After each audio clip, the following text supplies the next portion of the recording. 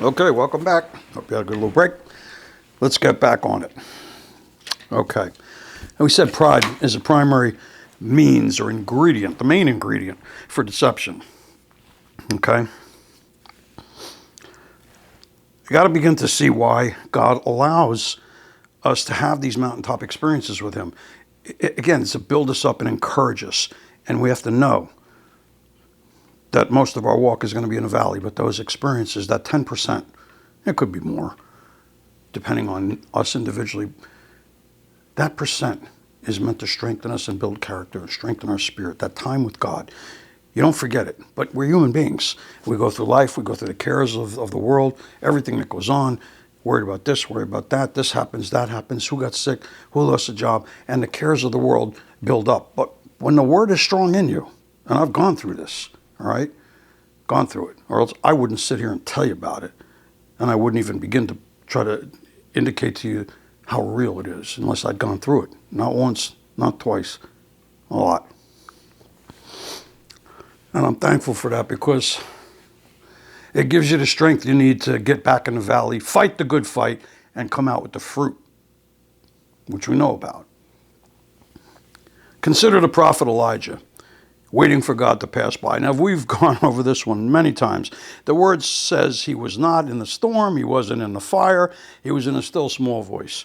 And it's not always the glitz and the glitter that counts, the mountaintop experiences. It's not just that mountaintop, but the one who we're there to meet that counts. It's not the experience, it's who we go to be with.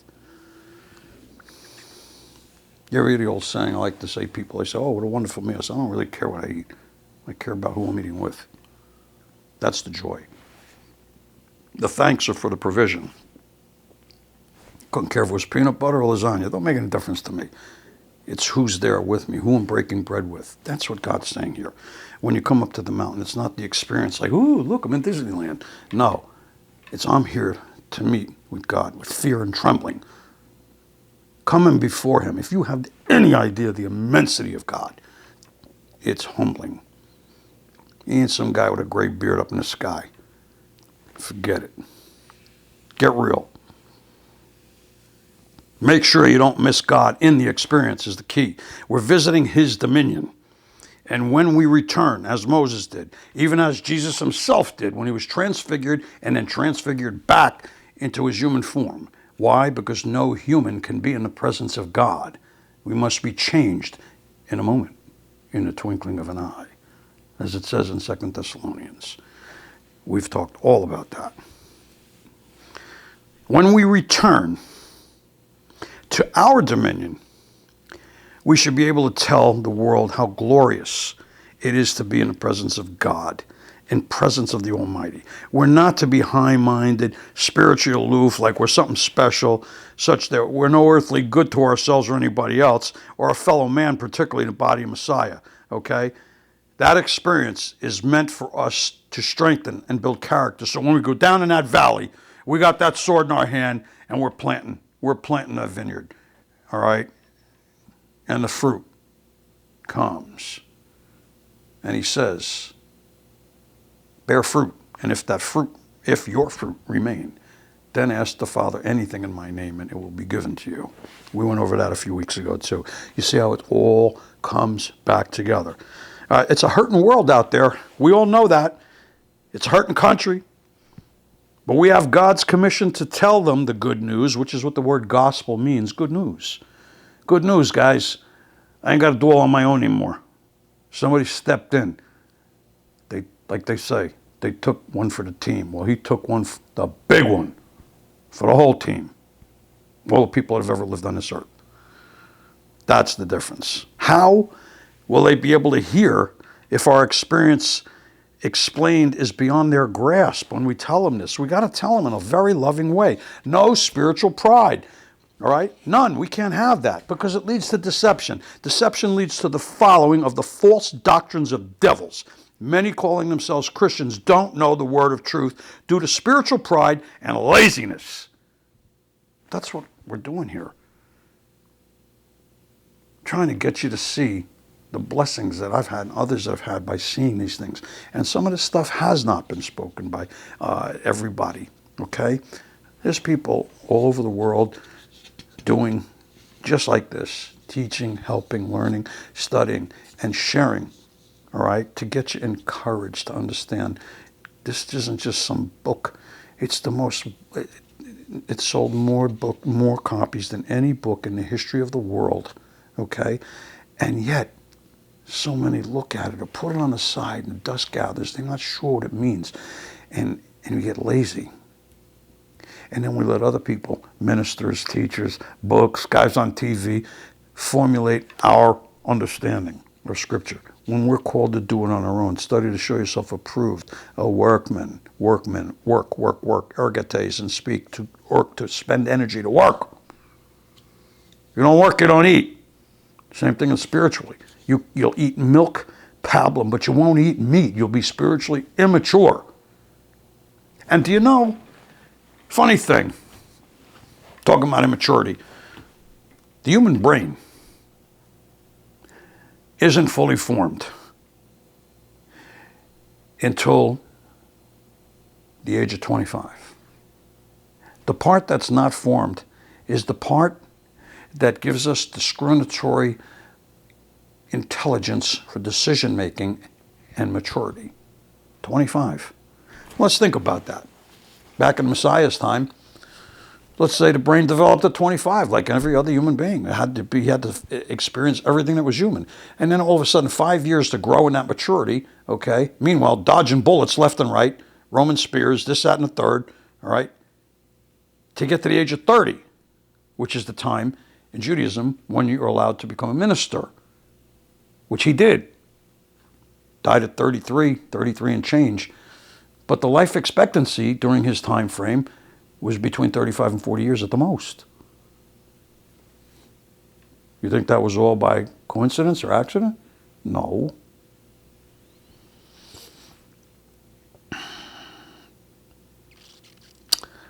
The Samaritans are a great example of what I'm speaking about above. In John chapter 4, verses 20 to 23, Yeshua meets the Samaritan woman at the well, which we've spoken about that too. She proclaims the religious tradition of her fathers, saying how they worship in that mountain while the Jews worship in Jerusalem.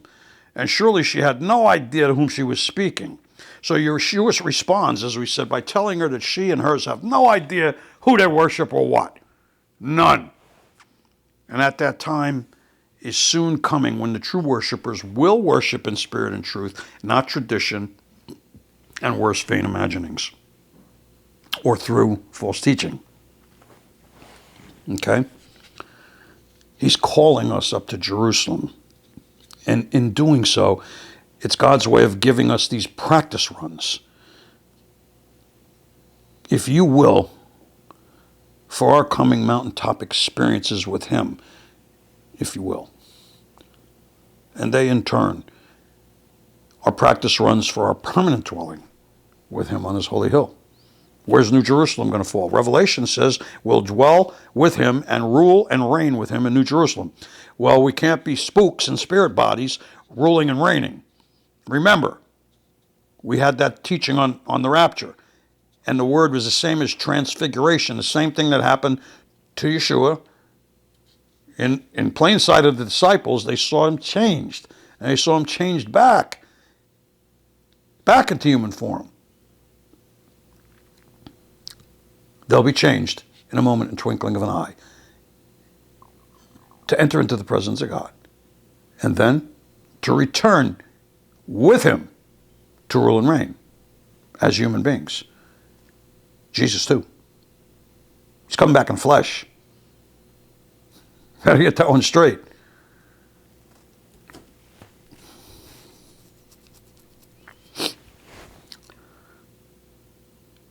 That New Jerusalem is here on earth, folks, not somewhere in the stratosphere, up in the sky.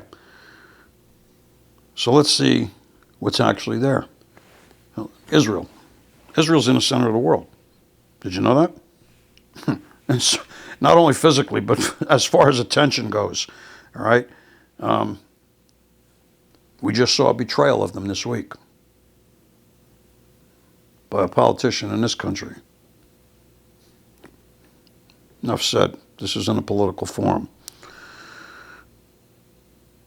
And in Israel, Jerusalem is in the very center of Israel. And in the center of Jerusalem, you guessed it, is the Temple Mount. And as I said, it's where the Akedah took place. The Temple Mount, the rock, the Dome of the Rock, Islam stands over it now, but not for long, where Abraham laid Isaac, or where the sacrifice was when they found the lamb in the thicket, that God provided himself a lamb, okay? So the temple is in the middle, and in the center of that ancient temple is the Holy of Holies that we spoke of before, exposed, no longer preventing man, keeping separate God from man. God could enter into the presence. He didn't need a high priest to go in for him and do his bidding. Yeshua is the high priest forever after the order of Melchizedek, king of righteousness. Okay? We studied that too. Now, here's the interesting thing. In the center of that Holy of Holies, resided the Ark of the Covenant. And in the center of the Ark, or the tablets of the law, the budding rod of Aaron, the authority of Aaron, God's staff, because Aaron was a priest, and the bread of life, the manna, all sitting in the very heart of God's holy hill. All of these are pictures of Yeshua himself, the law, the commandments, the authority of the staff, and the bread of life. I am the bread of life. He who eats of me shall not hunger. He who drinks shall not thirst. Amazing. In the Dark Ages, in the medieval times, it was believed primarily by the church at that time that the earth was the center of the universe, and all heavenly bodies went and revolved around it. And it was discovered with the invention of the telescope that the sun, and not the earth, all right, was the center of our galaxy. And the church ultimately, immediately, made sure that the heretic we know as Galileo, that genius, lost his life as a result, because he pointed that out. Because it went against church doctrine,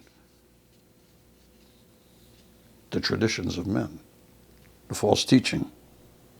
Just like the false teaching in the church today. Oh, you are Peter, and upon this church I will build my rock. That's not what it says. He says, you, Peter. Peter is Petros, means a stone, easily moved. He said, you're Petros. I am the rock.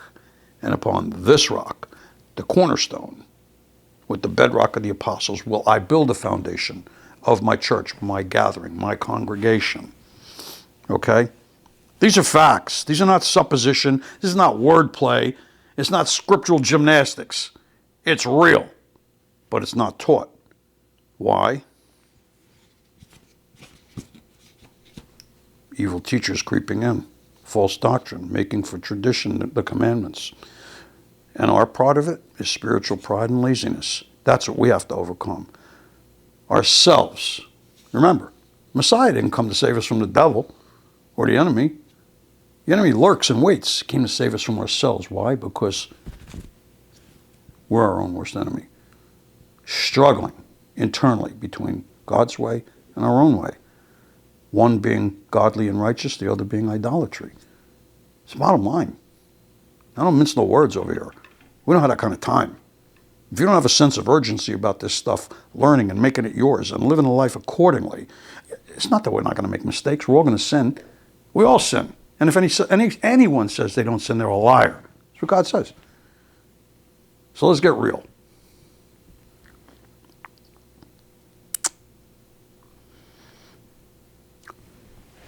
We see everything in the center.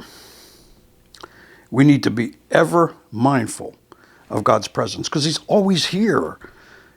He's the center of all creation. We celebrate God's feast with a deep yearning for the things of God and the return of the King to take his throne, where?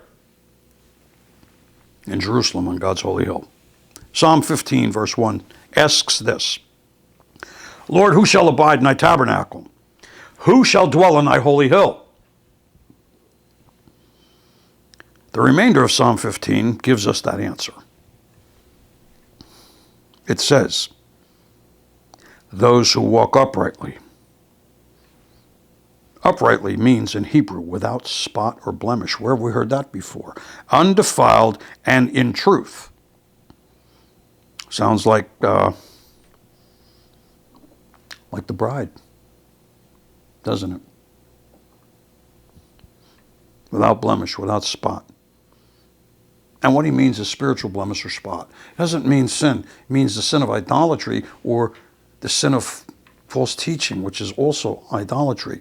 We have to be pure of that. We cannot commit spiritual adultery by chasing after false gods, false religions, and all that nonsense out there. And these are not my words. These are the words of Dr. Strong from his concordance. And it also says that those who walk in righteousness, what does that mean? It means that those who systematically practice habitual moral cleanness. Moral cleanness. We can't even find a moral compass in this world today. Little children getting their heads cut off because they happen to be Christians in foreign nations, nations that want to destroy us. In here in this our own country, we destroy one another in every way possible. We have no moral cleanness without God. And it's in His Word. Those who speak truth, those that love their neighbor, hate evil, honor their brothers, fear God, and love justice. Take those words to heart, lest we be ashamed in the day of the Lord. Walking in righteousness, I'm going to say it again, speaking truth, those that love their neighbor, hating evil, honor our brothers and sisters, fear God, love justice. Those are 6 things required of man. 6 is the number of man, just like 666 is the number of a man. 6. These are the 6 things that we are to do. And in doing those, in our born-again status, we will bear fruit. And what fruit? The fruits of the Spirit. The things that grow in our valley experience, where we spend most of our walk. So why did God take such elaborate steps to ensure that we see these things? Do we know? Do we have an idea? Why, for that matter, did Yeshua have to suffer and die? Horribly. It's difficult for me to articulate the brutality and the carnage that they inflicted on him. I don't know anybody that can look at a depiction of it and not just crumble. The toughest guys I know would crumble at the thought. And thank God it wasn't us. Why did he have to do this? So that we might have that path to God. So that that curtain could be rent in 2. And that we could enter in to our Yehovah Yireh, our Yehovah Nisi, our Yehovah Shalom.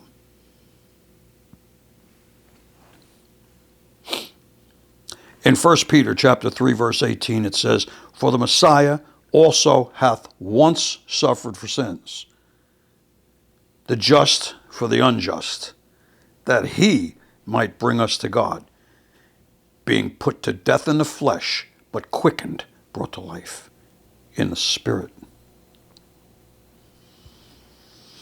The point here is don't simply live from mountaintop experience to mountaintop experience.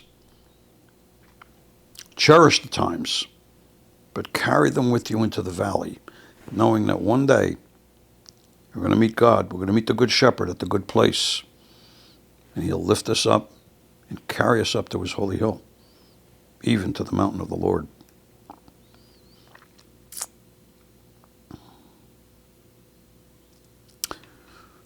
See the work of our Messiah each time that we go up to worship and celebrate on the feast days, wherever you are, whether you are in Jerusalem or right in your home. See the picture of salvation in God's feast and celebrate Him on these days.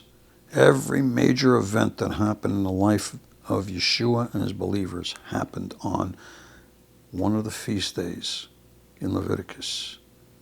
These are my feasts. They're not Jewish festivals. These are my feasts, God said. Yeshua did this. He's our model. If we're following any other model, regardless of who endorses it, we're going on the wrong path. Pretty simple. Psalm 78, verse 54 says, and I quote, "And he brought them to the border of his sanctuary, even to this mountain." Listen now, which his right hand had purchased. A few weeks back, month or so, we studied about the kinsman redeemer who purchased back the wife of his dead relative. His right hand. Who sits at the right hand?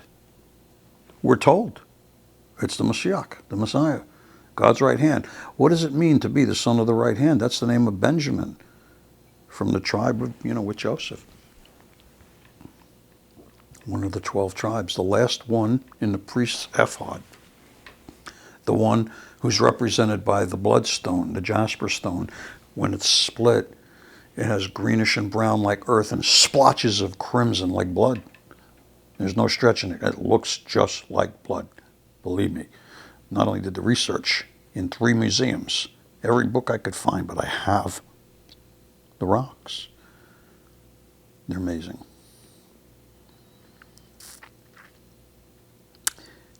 That holy hill is our refuge, and is the place of our own deliverance. And Obadiah, verse 17, says, "But upon Mount Zion shall be deliverance," or salvation, "and there shall be holiness set apart, and the house of Jacob, who is called Israel, shall possess their possessions."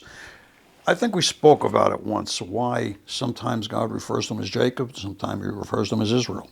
Israel means he shall be Prince of God. Jacob, who is Jacob? Abraham, Isaac, Jacob. Jacob, the one who had the inheritance. And God, by using Jacob, does not simply mean Israel, but he means all of Jacob. Non-Jewish people are part of Jacob. And that's the totality, and that's the reason he is referred to some places as Jacob, because God says he doesn't even want to lose one. He would that none would be lost. Like the parable of the lost sheep. 99 in a box. You say, it's good enough. No, it's not good enough. Not in God's economy and not in any true good shepherd's economy. He'll do whatever he can to protect the 99 and go out and fight the battle. Fight the wolves, barehanded if necessary, or with his staff to save the one lost sheep that's wandered or got separated from the flock. That's how important each life is. And that's why life is not to be trivialized in any way, shape, or form.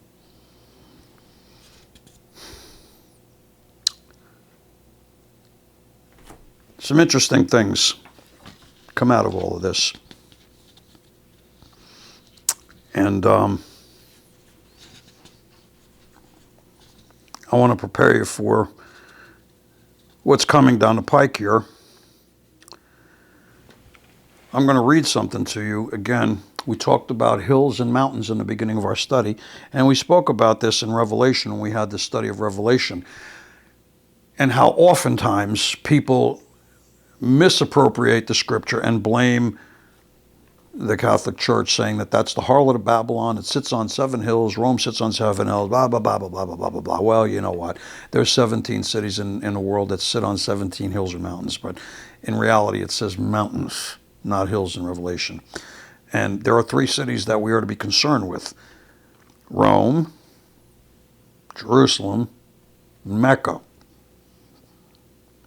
And we did this study before, but I am going to go ahead and read to you the translations of the names.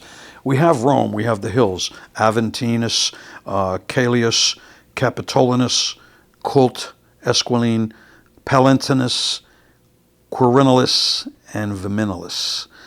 Those are hills, all right, within which Rome sits. Hills, not mountains. And then we go to Jerusalem. We have the names. These are the names of the hills. They all have these names. Scopus, or the lookout tower. Olivet, Ophel, Zion, again Zion, Corruption, Antonia, okay? And then we have the third. Those are all hills too, by the way. They say as the mountains that surround Jerusalem, they're hills, they're mounts, like the Mount of Olives, like Mount Seir, all right, where the Samaritans worship in their nonsense, while the rest of God's people worship on the holy hill in Jerusalem, and on Olivet, where the discourse was given, where the Messiah's foot will land when he comes back. And then we have this other city named Mecca, and the names of the mountains, not hills, mountains. Seba, Safa, Marwa, Milha, Ma'aya, Hulaya, Kuslan. And now, the significance of those hills and mountains. As I said, the Orthodox Christian teaching is wrong about Rome and about that Roman church. And even in the face of apparent evidence, I'm going to justify the teaching. It's false. False. Hills have names, so do mountains. Revelation 17 speaks of such a city. In English, it calls them hills. However, the word for hills is oros, mountains, not buros, hills. You must see this. Jerusalem sits on 7 hills, not 7 mountains. Mecca on 7 mountains. The names of these mountains typically have names. They have 3 cities. Of these have no exception. I listed them. I told you what the names were. It's compelling, but another hard example of the definitive proof that only the finger of God could possibly have written this and underscored it with the constant message of the word being the beginning from the breath of the Creator, our God. Listen to what those names mean, top to bottom. And it's poetic, written in Hebrew poetry. Goodbye, dream of ascending to the exalted covenant of the circumcision, and Isaac's sacrifice. She knows God is the cause. We know who she is. The arrival in the sky of the celestial angels to the temple of the cult of Jupiter, with royal privilege to the powerful man of peace who bends to the goddess. The watcher sees from the Mount of Olives, and while the mountain swells and stands out in the parched place, it is surrounded by immorality and depravity, but the mount itself is priceless, praiseworthy, and beautiful. Now I'll read it from the bottom up. You see, they work in both ways. So I'll go from the last name up to the top. And this one says also in Hebrew poetry, listen, because we're going to go into that next week. The arrival in the sky of the celestial angels to the temple of the cult of Jupiter, with royal privilege to the powerful man of peace who bends to the goddess, who bows to the goddess. Goodbye, dream of ascending to the exalted covenant of the circumcision and Isaac's sacrifice. Goodbye. She knows God is the cause of this, and the watcher sees from the Mount of Olives the swelling in the parched place, surrounded by immorality and depravity. But she is priceless, praiseworthy, and beautiful. He's speaking of Jerusalem. Now, I mentioned the word poetry. The Bible is rife with poetry. It's been written as prose, but most of it is poetry, and it follows these messages that are hidden in the words in those names. Also, follow the same form function of poetry, the Hebrew poetry and the regular prose. And we're going to start more of that next week. So I hope this was meaningful to you. Take it to your heart. Bring it to yourself, and may he who makes peace in high places make peace for you. Brothers and sisters,